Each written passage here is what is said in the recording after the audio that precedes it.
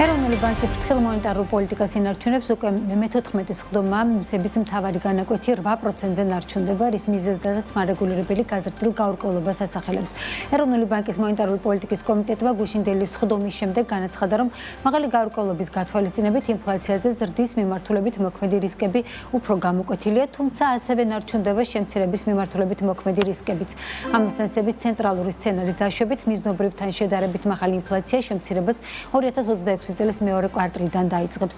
რა ტენდენციებია ეკონომიკაში, რა ფაქტორები ახდენს ზეწოლას ფასების საერთო დონეზე და რა ვადაში მოიაზრება რეფინანსირების განაკვეთის ნეიტრალურ 7%-მდე შემცირება. ჩვენს კითხვებს დღეს სების მაკროეკონომიკისა და სტატისტიკის დეპარტამენტის უფროსი თამთა სოფრომაძე უპასუხებს. თამთა, მოგესალმები. ძალიან დიდი მადლობა თქვენი დროისთვის. მინდა რომ შევაფასოთ წლის განმავლობაში არსებული თქვენი პოლიტიკაც, ეროვნული ბანკის მიერ წარმოებული მონეტარული პოლიტიკა. გასული წლის მაისიდან არის შენარჩუნებული 8%-იანი განაკვეთი რეფინანსირების მიუხედავად იმისა, რომ ამ ზაფხულამდე ფაქტობრივად ინფლაცია დიდად არ გვაწუხებდა, ხომ? შემდეგ დაიწყო გარკვეული ზრდა. რატომ ფრთხილობს, ასე ვთქვათ, ეროვნული ბანკი, რა რისკებს ხედავს და რა რისკებს აანალიზებთ ამ ეტაპისათვის? მოგესალმებით, მივესალმები ასევე თქვენს მაყურებელს, დიდი მადლობა მოწვევისათვის. როგორც აღნიშნეთ, ეროვნული ბანკი ინარჩუნებს ფრთხილ მონეტარულ პოლიტიკას. რის ძირითადი მიზეზიც არის ის, რომ საკმაოდ დიდი ყურადღება ექცევა რისკების ანალიზს, არა მხოლოდ არსებული ტენდენციების არავის, არამედ მოსალოდნელი რისკების ანალიზსაც. მოკლედ რომ შევაჯამოთ თუ რა არის ჩვენი ცენტრალური ხედვა და ცენტრალური სცენარი და მიმდინარე ტენდენციები, ჩვენ ველოდებით რომ 26 წელს საშუალოდ ინფლაცია მიზნობრივ მაჩვენებელთან ახლოს 3%-თან ახლოს იქნება და საშუალოდ 3.5%-იან დონეს დაუბრუნდება. თუმცა გაურკვევლობის ხარისხი გლობალურად საკმაოდ მაღალ დონეზე ნარჩუნდება. მიმდინარე გეოპოლიტიკური დაძაბულობები, ეკონომიკური ფრაგმენტაციის ნიშნები, რაც მიმდინარეობს გლობალურად, ეს თავისთავად გავლენას ახდენს საერთაშორისო ბაზრებზე, სურსათის ბაზრებზე, ესევე ნავთობპროდუქტების ფასებზე და შემდეგ შესაძლებელი არის, როდესაც გაურკვეველი არის დინამიკა საერთაშორისო ბაზრებზე, მოხდეს ამის გადმოცემა ადგილობრივ ბაზარზეც. რადგანაც გაურკვევლობის ხარისხი არის მაღალი, აქედან გამომდინარე ეროვნული ბანკი ირჩევს რისკებიდან გამომდინარე ფრთხილ მიდგომას. აქვე ვიტყოდი, რომ სწორედ ახლა ხანს გამოქვეყნდა საერთაშორისო სავალუტო ფონდის მისიის ვიზიტის შემაჯამებელი პრეს-რელიზის და იქაც არის აღნიშნული სავალუტო ფონდის შეფასებითაც ეროვნული ბანკის პოლიტიკა სათანადო იყო იმ მხრივ, რომ ფრთხილი მონეტარული პოლიტიკა შევინარჩუნეთ. მიუხედავად იმისა, რომ 24 წელს საშუალოდ ინფლაცია საკმაოდ დაბალი იყო და თუ სამიზნე მაჩვენებელი 3%-ია, საშუალო ინფლაცია 1.1% იყო, მაინც იქედან გამომდინარე, რომ ეს გაურკვევლობაც მაღალია, ასევე ჩვენ ველოდებოდით, რომ საბაზო დაბალი ბაზის ეფექტიდან გამომდინარე წლის ბოლოს 25 წლის ბოლოს გარკვეულწილად ინფლაცია გადააჭარბებდა მიზნობრივ მაჩვენებელს, ამიტომაც ავირჩიეთ ფრთხილი პოლიტიკა და სწორედ ამის შედეგია ზოგადად სწორედ ეროვნული ბანკის ფრთხილი პოლიტიკის შედეგია ის, რომ 23 წლის დასაწყისიდან, მაშინ როდესაც გლობალურად საკმაოდ მაღალი ინფლაციური გარემო ნარჩუნდებოდა საქართველოში 2 წლის განმავლობაში საშუალო ინფლაცია მიზნობრივ მაჩვენებელთან დაბალი იყო, ეხლა დროებით დაბალი ბაზის ეფექტიდან გამომდინარე და ერთჯერადი ფაქტორებიდან გამომდინარე აჭარბებს სამიზნე მაჩვენებელს ზომიერად, თუმცა ჩვენი მოლოდინი და ცენტრალური სცენარის შესაბამისად დაუბრუნდება და ფაქტიურად ეს ტენდენციები, რასაც ვხედავთ, მიუყვება ჩვენს ცენტრალურ ხედვას. ინფლაციამ უკვე გამოავლინა გარკვეული ნორმალიზაციის ნიშნები, ნოემბრის მდგომარეობით 4.8% იყო, მაშინ როდესაც წინა თვეს უფრო მაღალი 5.2%. სავალუტო ფონდისგან რა თქმა უნდა იქ იყო ძალიან კარგი შექებაც თქვენი პოლიტიკის მისამართით. უბრალოდ 8%-ზე როდესაც ინარჩუნებთ ინფლაციის რეფინანსირების განაკვეთს ხანგრძლივი დროის განმავლობაში, ეს უფრო კომფორტული არის ბაზრისთვის, რომ გარკვეული ჩარჩო იცის რა როგორ იმოძრავებს ეროვნული ბანკი, თუ შესაძლებელი იყო მაგალითად წინა პერიოდში შეგემცირებინათ ეს განაკვეთი, შემდეგ გაგიზარდათ, რატომ არ აირჩიეთ ეს მიდგომა? ბაზრისთვის კომფორტული არის, როდესაც იციან და მათთვის პროგნოზირებადი არის ეროვნული ბანკის გადაწყვეტილებები. ჩვენ განახლებული მონეტარული პოლიტიკის ანგარიში ასევე ვაქვეყნებთ იმას თუ რა არის ბაზრის მოლოდინიც და ბაზრის მოლოდინიც დამხვედრაში არის და ბაზრისთვის გასაგები არის სების მიერ მიღებული გადაწყვეტილებები.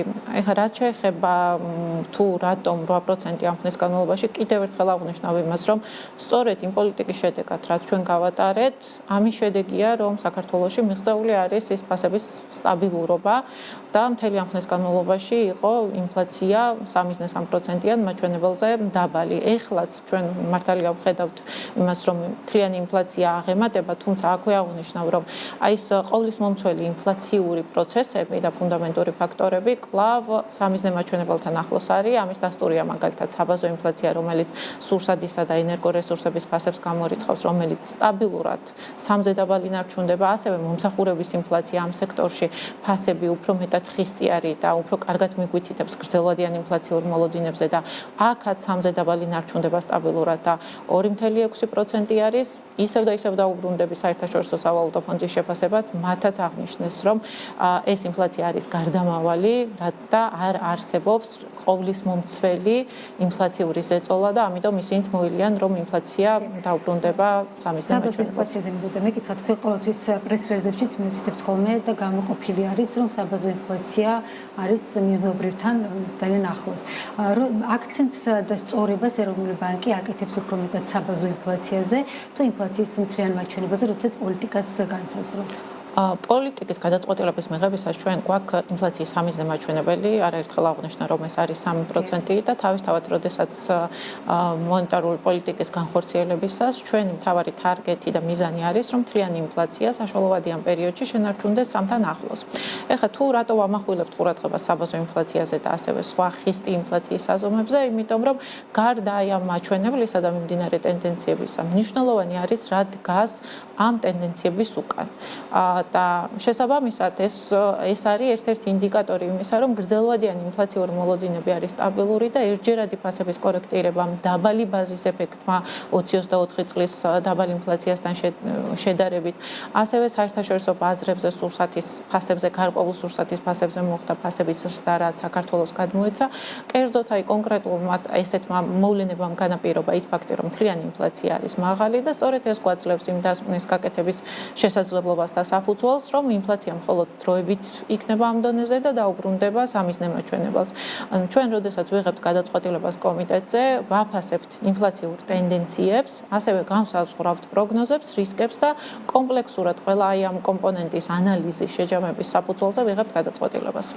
ერთ-ერთი მთავარი ფაქტორი ასევე არის, რომ დაბალი ინფლაციასთან ერთად იყო შენარჩუნებული მაღალი ეკონომიკური ზრდაც, რაც ჰქონდა ამ პერიოდის განმავლობაში ბოლო პერიოდს გულისხმობ.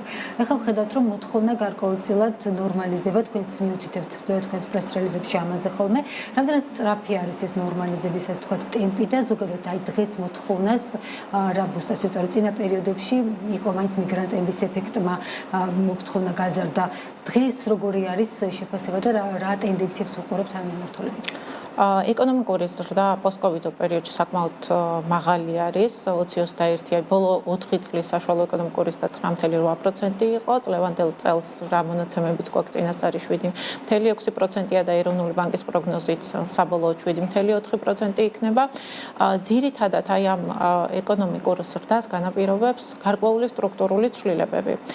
კერძოდ, რასაც ვაკვირდებით, განსაკუთრებით 2023 და 2024 წლის განმავლობაში და ასევე 2025 წელსაც იზრდება უფრო მეტად პროდუქტიული სექტორების წვლილი ეკონომიკურ ზრდაში, რაც ასევე ნაკლებად იმპორტ ინტენსიური არის. ესეთი ტიპის ანალიზით ცენტრალური ბანკისთვის, ეროვნული ბანკისთვის მნიშვნელოვანი არის, იმიტომ რომ მოთხოვნასთან ერთად, როდესაც პროდუქტიულობა და ეკონომიკის ჯამური პოტენციალიც იზრდება, ეს არ ქმნის მოთხოვნის მხრიდან დამატებით ზეწოლას ფასებზე. თუმცა, როდესაც გარდატეხა ხდება და გარკვეული ტიპის სტრუქტურული ცვლილებები მიმდინარეობს ეკონომიკაში, იმ პერიოდში, რა თქმა უნდა, ეს ეკონომიკის ჯამური პოტენციალიც პარალელურად იზრდება, თუმცა ჩვენი შეფასება ყოველთვის იყო, რომ შემდგომ გრძელვადიანი ეკონომიკური ზრდა კვლავ დაუბრუნდება გრძელვადიან ეკონომიკურ ზრდას. და ამის ნორმალიზაციის ნიშნები უკვე გამოავლინა ჩვენ. ამ ნორმალიზაციისთვის ხომ არ იქნება საჭირო, რომ იგივე განაკვეთების შემცირების ნაწილზე იფიქროს ეროვნულმა ბანკმა, თუ აქ რას მიენიჭება უპირატესობა, თუ თქვათ ეკონომიკის ზრდა შედარებით შენელ და პრიორიტეტი რა იქნება ეროვნული ბანკისთვის და ქვეყნისთვისაც. პირველ რიგში აღნიშნავ ნორმალიზაციასთან დაკავშირებით, ჩვენ როდესაც ვამბობთ ნორმალიზაციას, ვამბობთ იმას, რომ ეს სტრუქტურული ცვლილებები, რაც ეხლა განაპირობებს მიწოდების მხრიდან და ეკონომიკის ჯამური წარმოების მხრიდან უფრო მაღალ პროდუქტიულობის ზრდას, ეს ეტაპობრივად გრძელვადიან ტრენდული ზრდით გაიზრდება. ეხლა რაც შეეხება ეროვნული ბანკის პრიორიტეტებს, აქ ცალსახად აღნიშნავ, რომ მონეტარული პოლიტიკის კომიტეტი და ეროვნული ბანკის მთავარი მანდატი ეს არის ფასების სტაბილურობა და ჩვენ ყოველთვის მოქმედებთ ფასების სტაბილურობის მანდატიდან გამომდინარე და თავის მხრივ ფასების სტაბილურობა ეს არის საძირკველი და საფუძველი გრძელვადიანი ეკონომიკური ზრდის. ამიტომ, როდესაც ჩვენ ვდგებით გადაწყვეტილების მიღების წინაშე, ინფლაციის ტენდენციებიდან, რისკების ანალიზიდან და ინფლაციის პროგნოზიდან გამომდინარე, ვიღებთ გადაწყვეტილებას. ბოლოს კი მინდა რომ მომავალზე ვისაუბროთ, თქვენ კი ახსენეთ, რომ მომავალი წლისთვის გადასახედიდან არის ესეთი სცენარი, ცენტრალური სცენარი, თქვენი რომ მომდევნო წლის მეორე კვარტალში უნდა დაუბრუნდეს, ასე ვთქვათ, ინფლაცია 3.9%-იან ნიშნულს. რა ტიპის რისკები შეიძლება გამოიკვეთოს ამ მიმართულებით? აი დღეს რა ტიპის რისკებს ხედავს ეროვნული ბანკი? მithumedes რომ გარკვეული მიმართულებით რაღაცა მომსახურების ნაწილში შესაძლებელია რომ ჩვენ დავინახოთ ფასების ცვლილებაც. რა მოლოდინები გაქვთ? რამდენად რჩება თქვათ ეს ცენტრალური სცენარი, თუ შესაძლებელია რომ იგივე მაღალი ინფლაციური ან დაბალი ინფლაციური სცენარების დადგეს უფრო განხილვის ეტაპზე? როდესაც ხდება პროგნოზების განახლება და მონეტარული პოლიტიკის გადაწყვეტილების მიღება, იმ დროს ჩვენს ხელთ არსებული ინფორმაციით თუ როგორი ვითარება არის შიდა ბაზრებზე, ასევე საგარეო ბაზრებზე, ყველა აი ამ ანალიზიდან გამომდინარე ვიღებთ გადაწყვეტილებას. ეხლა რაც შეეხება თუ რა სცენარებს ვხედავთ დღეს, აი ცენტრალურ სცენართან ერთად, რომელიც მოიაზრებს, რომ 26 წელს ინფლაცია საშუალოდ 3.3%-იან მაჩვენებელთან ახლოს იქნება, გვაქვს ორი სცენარი, მაღალი ინფლაციური და დაბალი ინფლაციური სცენარი. არაერთხელ აღნიშნე, რომ გაურკვევლობის ხარისხი გლობალურად არის საკმაოდ მაღალი და შესაბამისად, რისკები ორივე მიმართულებით არის, როგორც მაღალი ინფლაციური სცენარისკენ, ასევე დაბალი ინფლაციური სცენარისკენ. კერძოდ, აი საერთაშორისო ბაზრებზე გეოპოლიტიკური ვითარებიდან გამომდინარე, თუ როგორი იქნება ნავთობის ფასების დინამიკა, საერთაშორისო სურსათის ფასების დინამიკა, ამას გადმოცემა იქნება ჩვენზეც. თუ აქ იქნება მზარდი ტენდენცია, ეს თავისთავად შემდეგ და საკმაოდ შედარებით უფრო სწრაფად ხდება ასეთი ტიპის პროდუქტების გადმოცემა ადგილობრივ ბაზარზე. ასევე თუნდაც აი დაბალი ინფლაციურ სცენარზეც რო ვისაუბროთ, არის პირიქითაც შესაძლებელი, რადგანაც გაურკვევლობა არის, რომ პირიქით შესაძლებელი არის, რომ რა ფაქტორმა შეიძლება მოახდინოს გავლენა ამ დაბალი ინფლაციურ დააჩქაროს, ასე ვთქვათ, დაბალი ინფლაციური, თქვათ აი დაბალი ინფლაციური სცენარის ერთ-ერთი ფაქტორი რაც არის ის, რომ გლობალურად დოლარის პოზიცია არის საკმაოდ სუსტი და თუ ეს დოლარის სუსტი პოზიცია ხანგრძლივად შენარჩუნდება, ეს იმპორტირებული საქონლის არხით პირიქით შეიძლება დაბალი ინფლაციური ზეგავლენა მოახდინოს. ასევე ჩვენ ვსაუბრობდით ეკონომიკის სტრუქტურულ ცვლილებებზე და საკმაოდ ესე მიუხედავად იმისა, რომ ეკონომიკური და გარკვეულ ნორმალიზაციის ნიშნებს ავლენს, პროდუქტიულობის და საკმაოდ მაღალი ნარჩუნდება და პირიქით მზარდი ტენდენციაც აქვს. ეს გულისხმობს იმას, რომ პერსონალის ხარჯი ერთი ერთეული პროდუქტის წარმოებაზე ეს მცირდება და ამას სხვათა ნაბარ პირობებში პირიქით ის ინფლაციური ეფექტი აქვს. ამის ნიშნები შრომის ბაზარზე უკვე გამოვლინდა, მწარმოებლობის ზრდა საკმაოდ გაზრდილია და მზარდ დონეზე არის და ესეც არის ერთ-ერთი ფაქტორი, რამაც პირიქით დაბალი ინფლაციური სცენარის რისკის მატერიალიზებას შეიძლება მოახდინოს. ნებისმიერ შემთხვევაში ეროვნული ბანკის პოლიტიკა ცენტრალური პროგნოზიდან, ასევე რისკების ანალიზიდან გამომდინარე ითვალისწინებს ისეთი გადაწყვეტილების მიღებას, რომ ინფლაცია და ფასების სტაბილურობა იყოს შენარჩუნებული. ძალიან დიდი მადლობა თამთა თქვენი სტუმრობისთვის და გაზიარებისთვის. ინფორმაციის თამთა სოფრომაძე, სების მაკროეკონომიკისა და სტატისტიკის დეპარტამენტის უფროსი იყო ჩვენი სტუმარი.